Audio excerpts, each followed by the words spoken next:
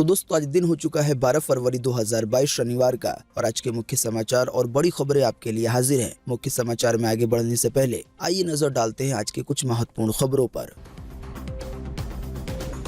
Aarogya Setu app को लेकर भारत सरकार की तरफ से आई बड़ी खबर। अब हेल्थ डेटा रखने के लिए इसी ऐप के जरिए मिल जाएगा 14 अंकों का आभा नंबर। ऐसे ही आने वाले दिनों में सभी लोगों का एक आभा नंबर होगा 14 अंकों का। असल में डिजिटल रूप से ये एक ऐसी आईडी है जिसमें आपके सभी मेडिकल रिकॉर्ड्स रखे जाएंगे। किसान नेता राकेश टिकैत बोले, चुनाव के बाद आंदोलन के लिए तैयार रहे किसान। साथ ही कहा सरकार की नीयत ठीक नहीं लग रही।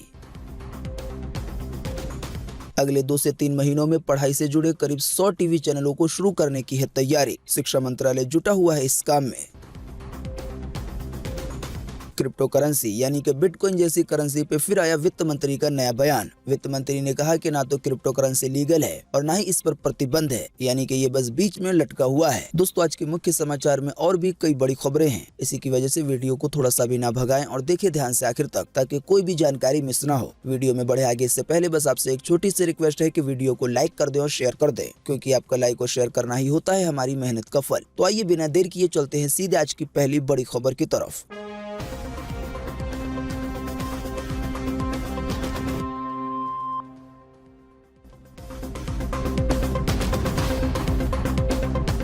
आयुष्मान भारत डिजिटल मिशन को लेकर आई बड़ी खबर। आरोग्य सेतु ऐप यूजर्स अब एक जगह रख सकेंगे अपने स्वास्थ्य का पूरा रिकॉर्ड। सरकार ने शुरू कर दी है ये सुविधा। जी आरोग्य सेतु ऐप का इस्तेमाल करने वाले लोगों को अब अपने स्वास्थ्य रिकॉर्ड को एक जगह रखने की सुविधा मिलेगी। सरकार ने अब आयुष्मान भारत हेल्थ अकाउंट यानी कि आभा से नागरिकों को जोड़ने के लिए नई सुविधा दी है। इसके तहत जो भी यूजर आरोग्य सेतु ऐप पर पहले से रजिस्टर होंगे वो ऐप से ही 14 अंकों का अनोखा आभा नंबर ले सकेंगे, यानी कि Ayushman Bharat health account number. जानकारी के मुताबिक यूजर इस अकाउंट नंबर के जरिए अपने पुराने और नए मेडिकल रिकॉर्ड्स को आयुष्मान भारत हेल्थ अकाउंट पर अपलोड कर सकेंगे। वैसे आप नहीं जानते तो आपको आसान सी भाषा में इन शॉर्ट में बता दें। ऐसा हो सकता है कई सारे लोगों को ये खबर समझ में नहीं आ रही होगी, तो आपको समझ में आए इसके लिए सबसे पहले आपको बता दें कि भारत सरकार एक ऐसी व्यवस्था चाहती है पूरे देश में कि जिस तरह से सबका आधार कार्ड नंबर है, उस आधार कार्ड नंबर के जरिए व्यक्ति की पहचान हो जाती है, इसी तरह से सबका एक हेल्थ आईडी नंबर होना चाहिए। आपको बता दें इसकी जानकारी प्रधानमंत्री मोदी की तरफ से काफी पहले ही दी जा चुकी है। आसान सी भाषा में कहें तो आने वाले दिनों में सभी लोगों का एक आभा नंबर होगा, यानी कि Ayushman Bharat health account number. असल में ये 14 अंकों का नंबर एक डिजिटल आईडी होगी जिसके अंदर एक व्यक्ति के हेल्थ से जुड़ी सारी चीजें रखी जाएंगी, जैसे किस व्यक्ति को क्या बीमारी है, उसने क्या क्या जांचें कराई हैं, वो कौन कौन सी दवाएं ले रहा है। इस तरह के सभी मेडिकल रिकॉर्ड्स डिजिटल आईडी में सेव रहेंगे। इसका सबसे बड़ा फायदा ये होगा कि जब आप एक डॉक्टर से दूसरे डॉक्टर के पास जाएंगे तो आपको सभी चीजें बिल्कुल सही से समझानी नहीं होंगी। डॉक्टर केवल इसी डिजिटल आईडी यानी कि इस 14 अंकों के नंबर के जरिए आपके हेल्थ की पूरी जानकारी निकाल लेगा। इस सुविधा से एक और फायदा ये होगा कि जो भी जांच की रिपोर्टें हैं वो जगह जगह पर लेके नहीं घूमनी होंगी। तो जैसा कि हमने आपको बताया, इसकी खबर काफी पहले आ चुकी थी, लेकिन अब इसे लागू करने की शुरुआत हो गई है। जानकारी के मुताबिक भारत सरकार ने लोगों की आसानी के लिए इसको आरोग्य सेतु ऐप से जोड़ दिया है। जैसा कि अभी हमने आपको बताया कि इस आरोग्य सेतु ऐप पे जो भी यूजर पहले से रजिस्टर हैं, उन्हें आसानी से ये 14 अंकों का नंबर मिल जाएगा और वो अपने इस नंबर यानी कि डिजिटल आईडी का इस्तेमाल करते हुए अपने पुराने या नए मेडिकल रिकॉर्ड्स को अपलोड कर पाएंगे।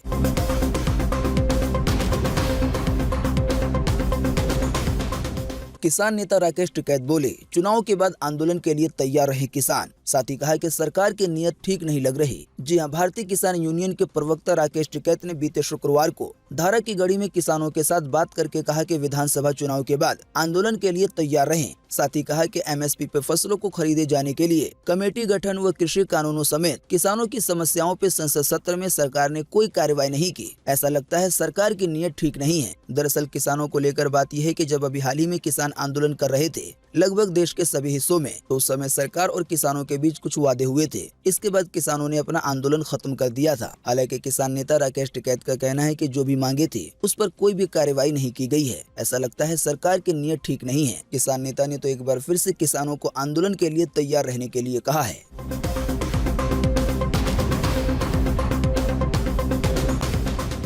अगले 2 से 3 महीनों में करीब 100 शैक्षिक टीवी चैनलों को शुरू करने की है तैयारी। शिक्षा मंत्रालय जुटा है इसके विस्तार में। जी हाँ, कोरोना संकट काल में ऑनलाइन व डिजिटल शिक्षा को भले ही मजबूरी में अपनाया गया था, लेकिन अब ये बच्चों को घर बैठे ही गुणवत्तापूर्ण शिक्षा मुहैया कराने का एक अहम जरिया भी बन गया है। यही वजह है कि सरकार इस दिशा में तेजी से बढ़ रही है। बीते 1 फरवरी को पेश हुए बजट में सरकार ने 200 नए टीवी चैनलों को शुरू करने की घोषणा की थी। जानकारी के मुताबिक अब इसी घोषणा पे काम शुरू हो चुका है। जानकारी मिली है, इसी के तहत अगले 2 से 3 महीनों में करीब 100 टीवी चैनलों की शुरुआत की जाएगी। असल में आने वाले नए टीवी चैनल छात्रों की पढ़ाई लिखाई से जुड़े होंगे। आसान सी भाषा में ये कहा जा सकता है कि जो काम फिलहाल इंटरनेट का इस्तेमाल करके होता है, उसमें से कई सारे काम चैनल के जरिए हो जाएगा, यानी कि छात्रों के इंटरनेट का खर्चा बच सकता है। हालांकि इंटरनेट से पढ़ने का एक सबसे बड़ा फायदा ये है कि हमें जब जो भी चीज चाहिए होती है, जो भी टॉपिक चाहिए होता है, उसके बारे में सर्च कर लेते हैं। तो फिलहाल जो ताज़ा जानकारी आई है उसके मुताबिक जल्दी अगले 2 से 3 महीनों में 100 ऐसे टीवी चैनल लॉन्च किए जाएंगे जो कि पढ़ाई लिखाई से जुड़े होंगे। साथ ही अभी हाल ही में खबर आई थी कि ये टीवी चैनल क्षेत्रीय भाषा में होंगे।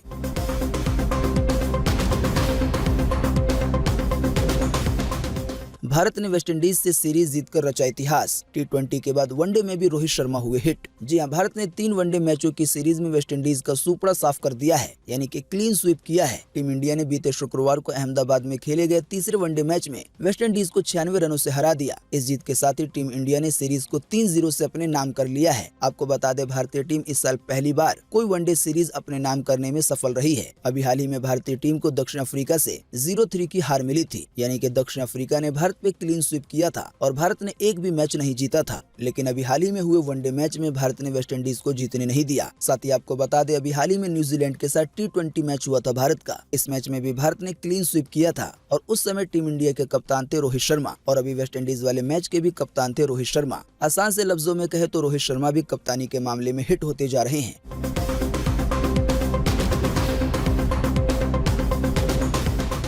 WHO की साइंटिस्ट सौम्या स्वामीनाथन की चेतावनी, कोरोना खत्म हो गया है, ये बात है अफवाह। कोरोना वायरस का नया वेरिएंट कभी भी आ सकता है। जी हाँ, दुनिया भर में कोरोना वायरस की धीमी होती रफ्तार के साथ अब ये चर्चा होने लगी है कि शायद ये महामारी अब अपने अंत की ओर बढ़ रही है। कुछ लोग ओमिक्रॉन के माइल्ड संक्रमण को इसकी वजह मान रहे हैं, लेकिन विश्व स्वास्थ्य संगठन यानी कि WHO की चीफ और साइंटिस्ट सौम्या स्वामीनाथन ने इसको लेकर बड़ी चेतावनी दी है। स्वामीनाथन ने ब्लूमबर्ग से बातचीत में कहा कि महामारी के खत्म होने की अफवाहों पर भरोसा न करें, ये बस हमारी बेवकूफी है। आसान सी भाषा में कहें तो WHO की चीफ का कहना है कि कोरोना अभी खत्म नहीं हुआ है और कहीं पे अगर ये बात चल रही है कि कोरोना खत्म हो गया है तो ये महज अफवाह है। साथ ही कोरोना को लेकर WHO की चीफ ने बता दिया है कि कभी भी इसका नया वेरिएंट सामने आ सकता है।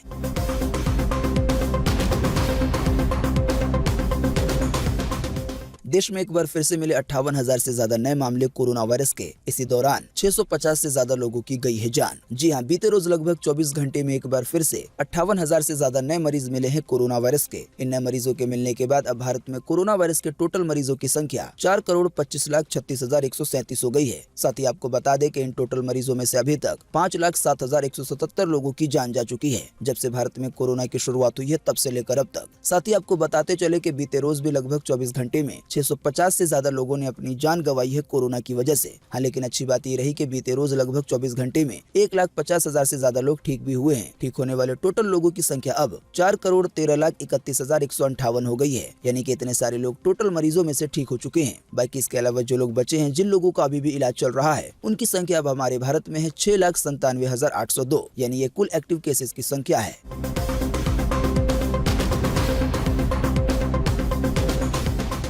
वित्त मंत्री निर्मला सीतारमण ने कहा कि ना तो क्रिप्टो करेंसी लीगल है और ना ही इस पर प्रतिबंध है। जी हां, राज्यसभा में बजट पे बहस के दौरान वित्त मंत्री ने कहा कि सरकार ने क्रिप्टो करेंसी से होने वाले फायदे पर केवल टैक्स लगाया है। बजट में इसके फायदे पे 30% के टैक्स का प्रस्ताव किया गया था। इसके अलावा वित्त मंत्री निर्मला सीतारमण ने कहा कि क्रिप्टो करेंसी ना तो अवैध है और ना ही इस पे प्रतिबंध लगाया गया है। आसान से लफ्जों में समझे तो वित्त मंत्री का ये कहने का मतलब है कि क्रिप्टो करेंसी से होने वाले फायदे पे टैक्स लगाने का ये मतलब नहीं है कि इसे पूरी तरह से लीगल कर दिया गया है और साथ ही में इसका ये भी मतलब नहीं है कि इस पे प्रतिबंध लगाया गया है। आसान सी भाषा में कहें तो नियमों को लेकर क्रिप्टो करेंसी का मामला बीच में अटका हुआ है। अभी हाल ही में कुछ दिनों पहले ये खबरें आई थी कि सरकार क्रिप्टो करेंसी को लेकर कुछ नियम बनाएगी और इसी के हिसाब से इसके ट्रांजैक्शन वगैरह हो सकेंगे। हालांकि फिलहाल तक तो सरकार की तरफ से क्रिप्टो करेंसी को लेकर कोई भी बिल नहीं लाया गया है, लेकिन हाल ही में जब बजट पेश किया गया तो क्रिप्टो करेंसी से होने वाले फायदे पर 30% का टैक्स लगा दिया गया। दोस्तों, अगली खबर के बारे में बताने से पहले आपके लिए एक बड़ा सर्वे और एक बड़ा सवाल। अगर आप इसमें हिस्सा लेंगे और इसका जवाब देंगे तो इससे काफी कुछ पता चलेगा। दोस्तों, आपको इसी वीडियो के नीचे कमेंट बॉक्स में कमेंट करके बताना है कि आपको सबसे ज्यादा कौन सा खेल पसंद है, क्रिकेट या फुटबॉल या कोई और। फटाफट से आप अपना जवाब इसी वीडियो के नीचे कमेंट बॉक्स में लिख डालिए।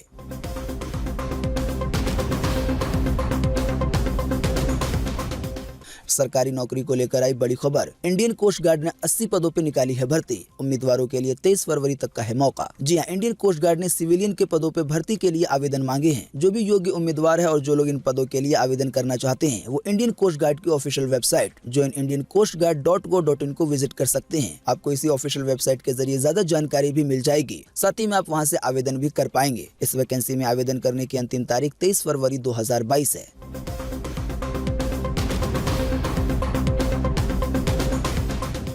क्या भविष्य में साइबोर्ग बन जाएगा इंसान? आइए बताएं तकनीक के इस समुद्र में साइबोर्ग किस चिड़िया का नाम है। जी हाँ, आइए सबसे पहले आपको बताते हैं कि साइबोर्ग क्या है। जानकारी के मुताबिक साइबोर्ग भविष्य के मानव को लेकर एक परिकल्पना है। आने वाले भविष्य में साइबोर्ग वो इंसान होंगे जिनके शरीर के भीतर कई तरह की मशीनें और ब्रेन चिप वगैरह लगा दी जाएगी। इन मशीनों और ब्रेन चिप की मदद से इंसान की शारीरिक और मानसिक क्षमता को आज के मुकाबले कई गुना ज्यादा बढ़ाया जाएगा। वैसे आपको बता दें, इस दिशा में कई काम हो रहे हैं। न्यूरालिंक में काम कर रहे वैज्ञानिक एक खास तरह की चिप को बना रहे हैं जो सीधे इंसानों के दिमाग में फिट की जाएगी। बिल्कुल आसान सी भाषा में समझे तो आने वाले दिनों में तकनीक ऐसे बढ़ती जाएगी कि इंसानों के दिमाग में और शरीर में कई तरह की मशीनें या चिप लगाई जाएंगी। और फिलहाल इसके बारे में कल्पना ये की जा रही है कि इन मशीनों और चिप के जरिए मानसिक और शारीरिक ताकत बढ़ाई जाएगी। तो भविष्य में ऐसे ही इंसानों को जिनके दिमाग वगैरह में चिप लगी होगी उन्हें साइबोर्ग कहा जाएगा। वैसे आपको बता दें, इसी तरह की तकनीक पर एलन मस्क की कंपनी भी काम कर रही है।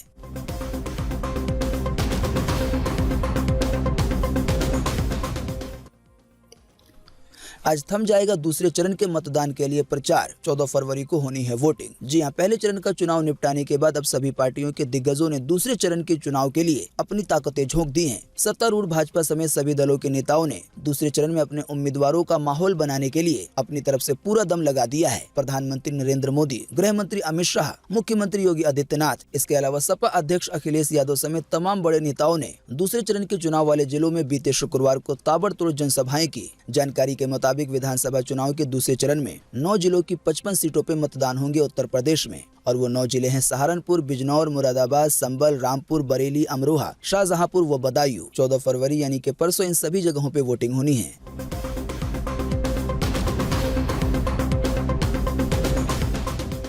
आज और कल होगा आईपीएल का मेगा ऑक्शन, यानी कि आईपीएल में खेलने के लिए होगी खिलाड़ियों की नीलामी। जी हां, आईपीएल 2022 के लिए आज शनिवार और कल रविवार को बड़े स्तर पर नीलामी का आयोजन किया जाएगा। इसमें देश दुनिया के 590 खिलाड़ी हिस्सा लेंगे। 10 नई टीमों के शामिल होने से इस बार ज्यादा खिलाड़ियों का चयन किया जाएगा। जानकारी के मुताबिक आईपीएल नीलामी का आयोजन आज 12 और कल 13 फरवरी को दोपहर 12 बजे से शुरू होगा। वैसे आपको बता दें, इसका लाइव टेलीकास्ट स्टार स्पोर्ट्स पे और डिज्नी प्लस हॉटस्टार पे देखने को मिलेगा। यानी कि आपको हाथों हाथ पता चलता रहेगा कि कौन सी खिलाड़ी को कौन सी टीम ने खरीदा है।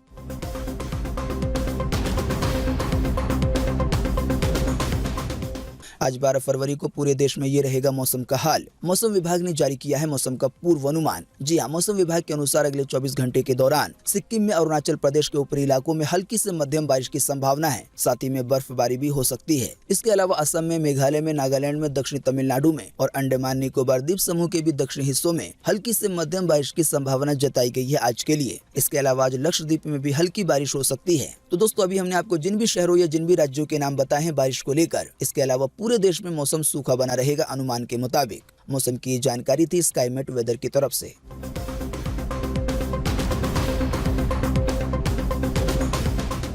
सेंट्रल बैंक ऑफ इंडिया में अधिकारियों के पदों पर भर्ती हो गई है शुरू। आइए बताएं इससे जुड़ी ज्यादा जानकारी। जी हां, बैंकिंग सेक्टर में नौकरियां तलाश रहे युवाओं के लिए बेहतरीन अवसर आया है। भारत सरकार के वित्त मंत्रालय के अधीन सार्वजनिक क्षेत्र के सेंट्रल बैंक ऑफ इंडिया ने कई रिक्तियां निकाली हैं, यानी कि कई पदों पे भर्तियां होनी हैं। जानकारी के मुताबिक इस वैकेंसी में आवेदन की प्रक्रिया 10 फरवरी से शुरू हो चुकी है और आवेदन करने की अंतिम तारीख 2 मार्च 2022 है। बाकी वैकेंसी के बारे में ज्यादा जानने के लिए आप सेंट्रल बैंक ऑफ इंडिया की जो ऑफिशियल वेबसाइट है centralbankofindia.co.in उसको विजिट कर सकते हैं। साथ ही आप वहां से आवेदन भी कर पाएंगे।